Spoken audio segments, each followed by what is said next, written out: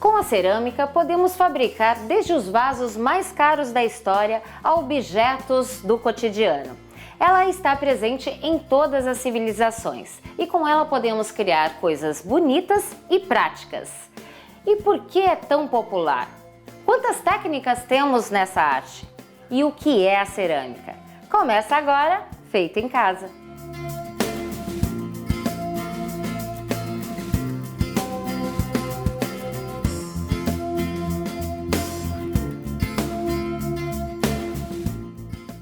A cerâmica pode ser considerada uma atividade artística, produzindo artefatos de valor estético. E o Feito em Casa de hoje veio conhecer o Cauê, que com argila faz a sua mágica. Tudo bem, Cauê? Tudo bem, você? É um prazer recebê-lo aqui no nosso programa. Na verdade, você está nos recebendo na sua casa. Fico honrado de receber essa visita aqui. Que mostrar bom. o meu trabalho para vocês. E é verdade isso, né? É uma alquimia, né, essa arte. Sim, né? A cerâmica ela passa pelos processos da natureza, né? De calor e pressão que transforma ela em cerâmica, né? Ela é um barro cru, a gente trabalha ele, daí ele se transforma na cerâmica, vitrificando, e depois a gente ainda aplica mais camadas, né? De esmalte, que é uma outra vitrificação também. Ou seja, tem vários processos, sim, mas sempre buscando esse processo da alquimia, fazer a mágica, colocar a mão na massa. Usar, né, uma técnica ancestral, né, para coisas do dia a dia, assim, que a gente usa o tempo todo, né? Pois é, né? E quando que surgiu essa arte, essa vontade de fazer arte em cerâmica, ou eu não sei se você já começou com outra arte antes da cerâmica? Eu acho que sempre foi um hobby a cerâmica para mim, né? Na minha casa sempre teve massinha e argila como brinquedo mesmo. Minha mãe e meus pais sempre incentivaram isso, mas não era uma ideia de monetizar isso, né? Até um dia que eu decidi virar artista mesmo e montar o ateliê aqui na Vila Maria. E fazer virar uma profissão mesmo. Foi difícil, né? Teve uma coisa de resistência, né, dos pais, né? É um caminho não tão... Ainda é um pouco de tabu, né? Então, não é um caminho tão, assim, né, certeiro, né, na segurança da vida mesmo, assim, né? Sim. Mas hoje em dia, realmente, eu acho que consigo viver disso. Que bom. E quando que surgiu mesmo? Você, assim, ainda era criança, foi lá na infância, na adolescência? Acho que o interesse mesmo pela cerâmica foi bem na infância. A gente ia viajar, minha mãe levava argila, a gente achava argila no barranco mesmo, na praia, assim, sabe? Já fazia alguma coisinha ali.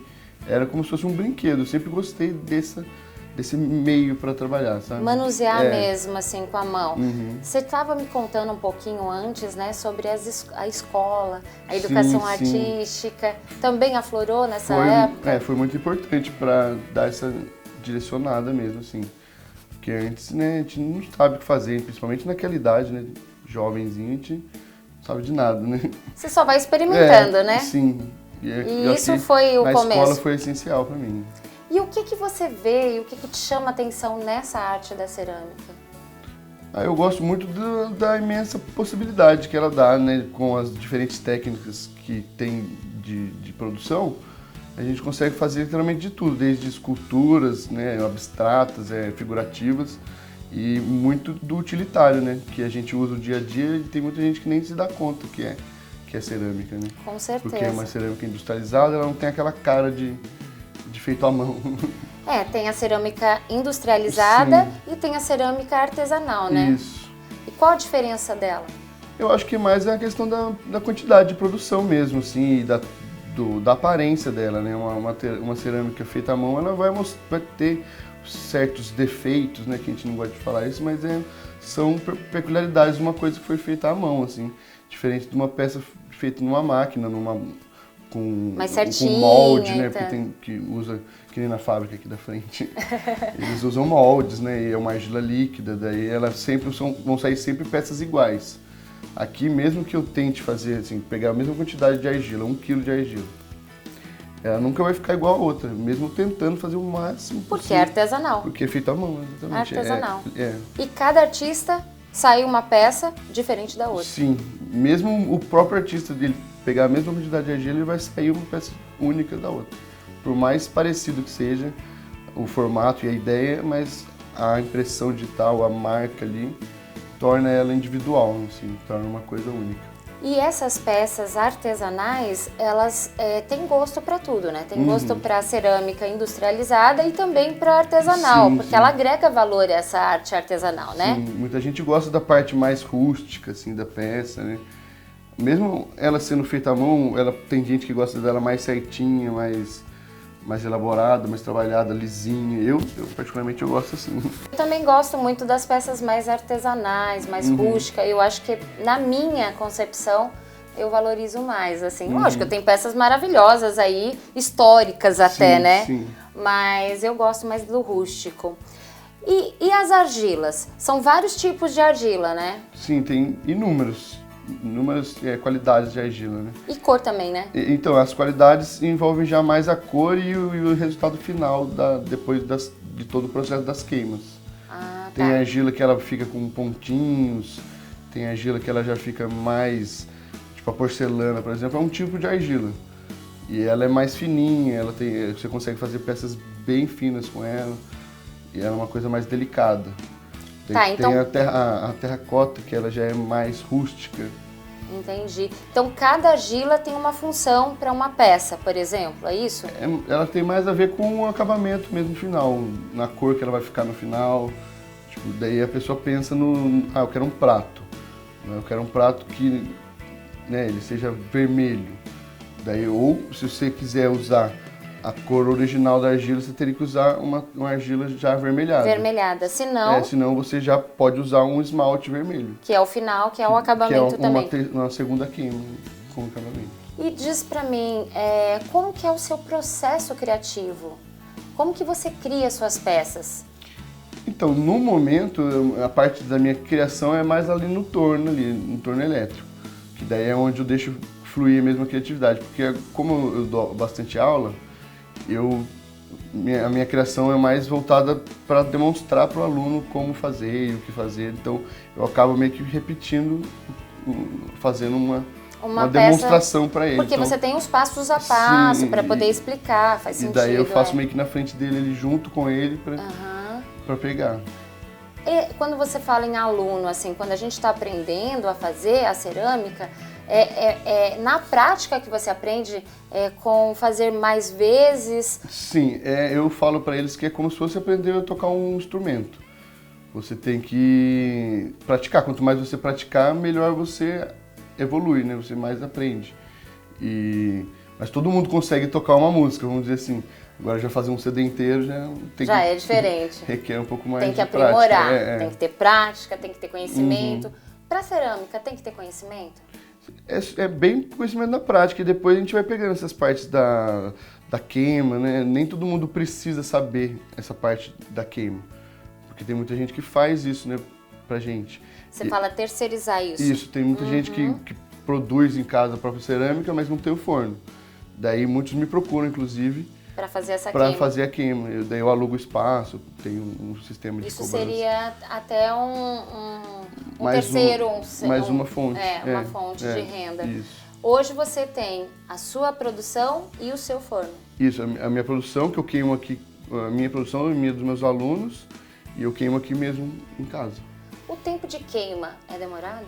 Então, a primeira queima é de 5 a 6 horas e a segunda de 6 a 7, de 6 a quase 8, assim, dependendo. Depende muito da quantidade de peças que tem lá dentro, da quantidade de gás que eu tenho. Tem essa parte também, entendi. Que vai bastante gás. Eu pensei que fosse a lenha, não é a lenha. Tem a lenha. Tem a lenha? Mas são fornos enormes, assim. Lá em Cunha, por exemplo, tem uns fornos que são no barranco, assim. Daí eles colocam a lenha embaixo e o fogo vai subindo, assim. Então é um forno bem grande. Bem grande, daí você coloca mais quantidade, muitas peças, né? Milhares de peças. Quando você vai para o forno, você vai fazendo as peças, junta para você queimar de uma vez? Como que é esse processo? Eu vou juntando nas prateleiras, né? Tem as peças dos alunos, as minhas, e eu vou pôr. Chegou num ponto que a peça já está pronta, daí eu vou trocando de prateleira até ela chegar. Daí eu espero juntar o máximo possível Para aproveitar que ela queima. Para fazer fazer a lotação máxima do forno, para render.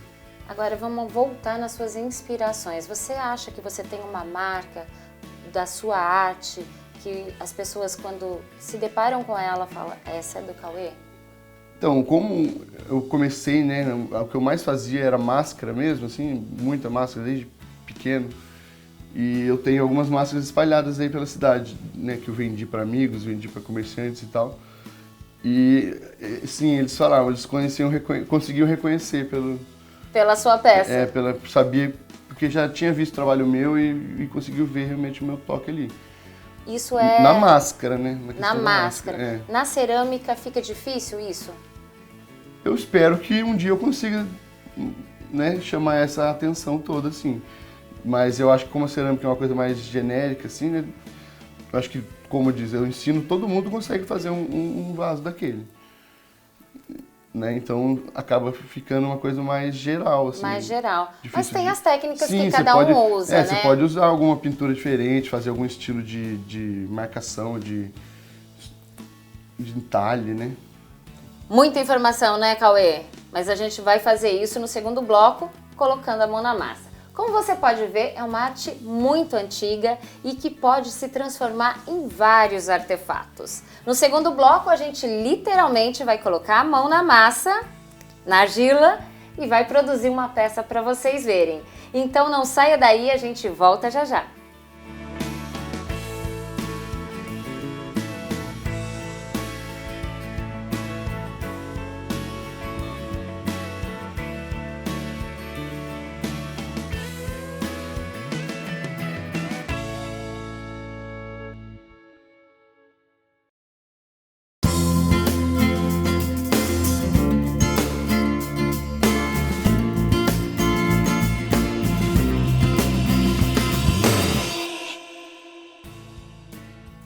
Estamos de volta falando de um dos materiais mais antigos produzido pelo homem, a cerâmica, que em grego é kéramos, significa terra queimada ou argila queimada.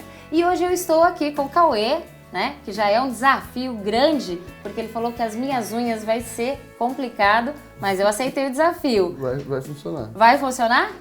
Acho que a gente vai conseguir, E o que a gente vai produzir hoje, Cauê? A gente vai fazer acho que foi uma das técnicas mais primitivas, que é a técnica do belisco. E a gente vai fazer uma cumbuca semelhante a essa aqui, que pode ser usada para alimento, para vaso de planta, infinitas possibilidades para ela. É isso aí. Mas antes, anota aí os materiais que a gente vai utilizar hoje.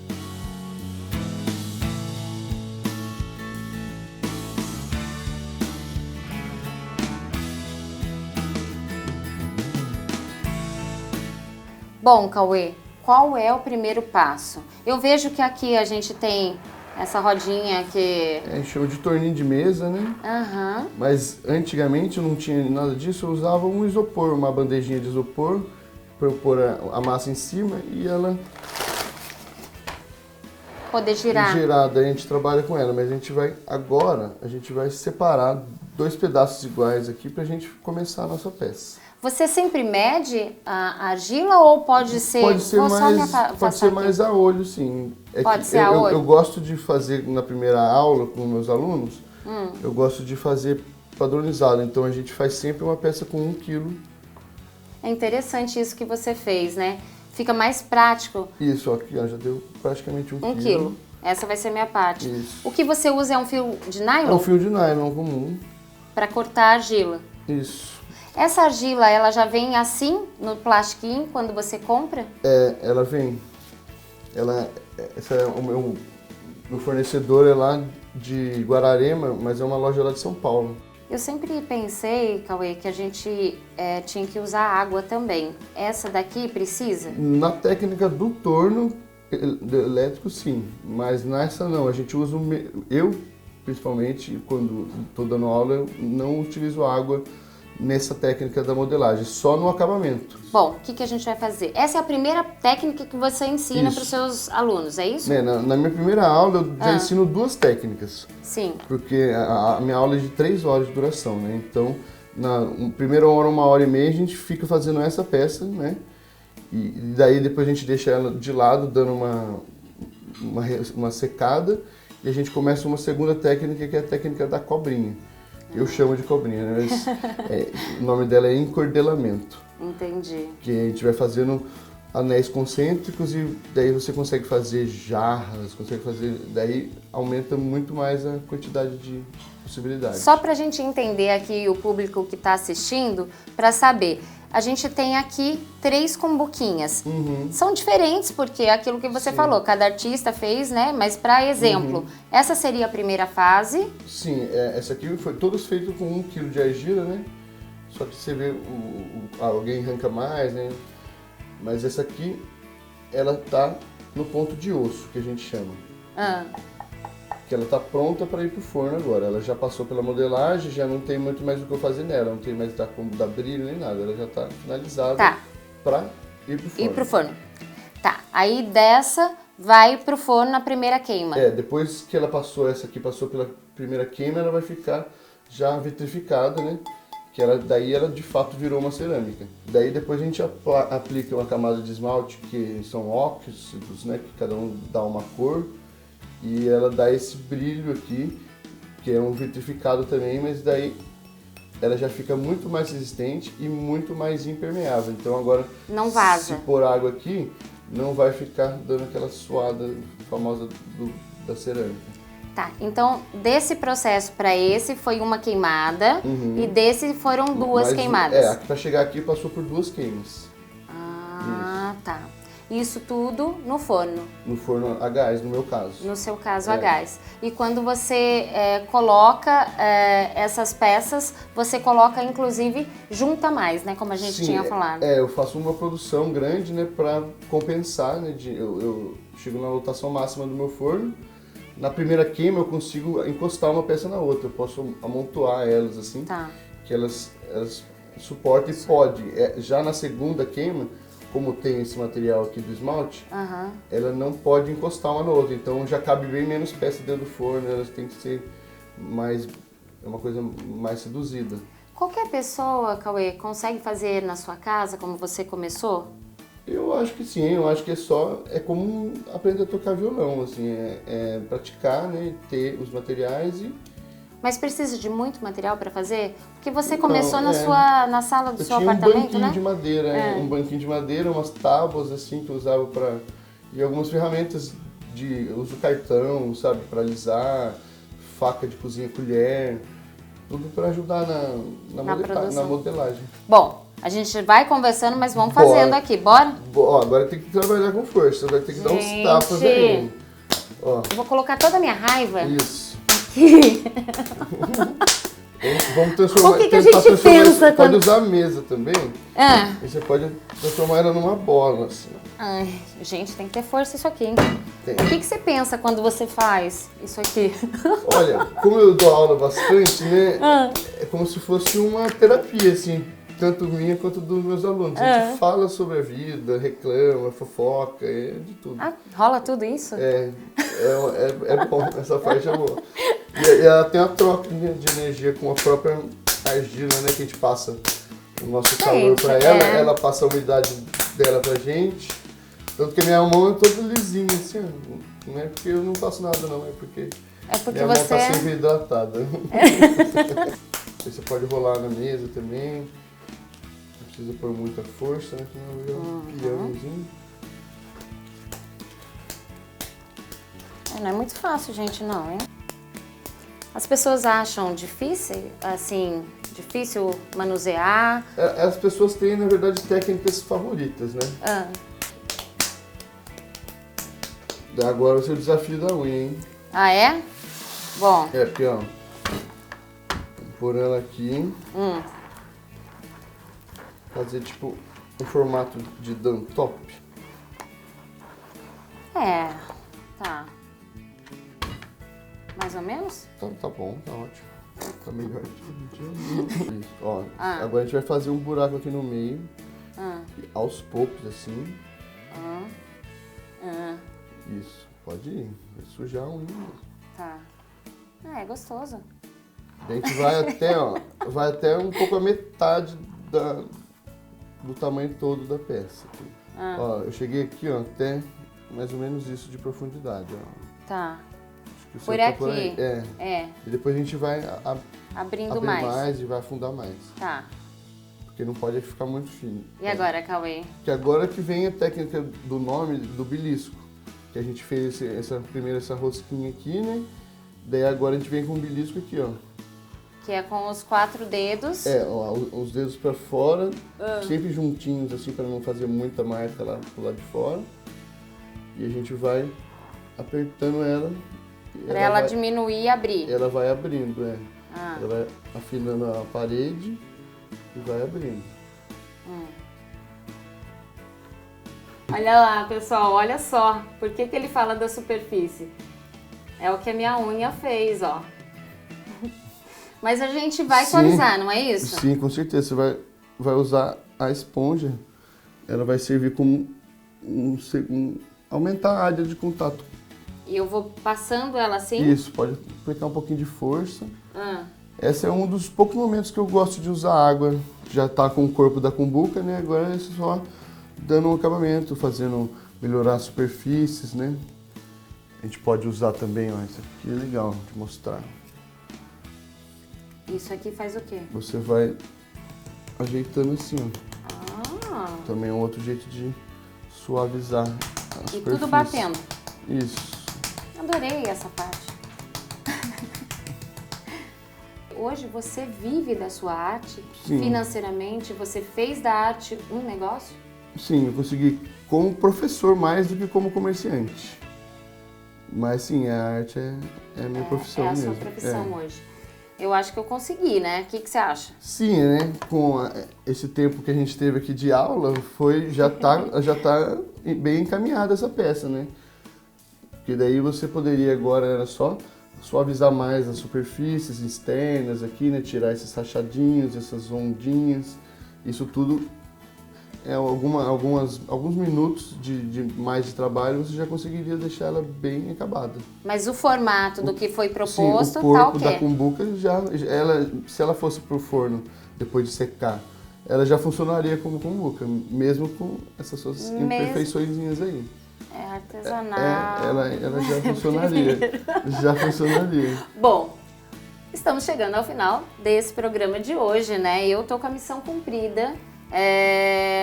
Não saiu lá a cumbuca que o Cauê falou, mas requer só alguns cuidadinhos e ela vai ficar mais perfeitinha para ir ao forno. Semana que vem nos encontramos novamente, porque aqui tudo é feito em casa.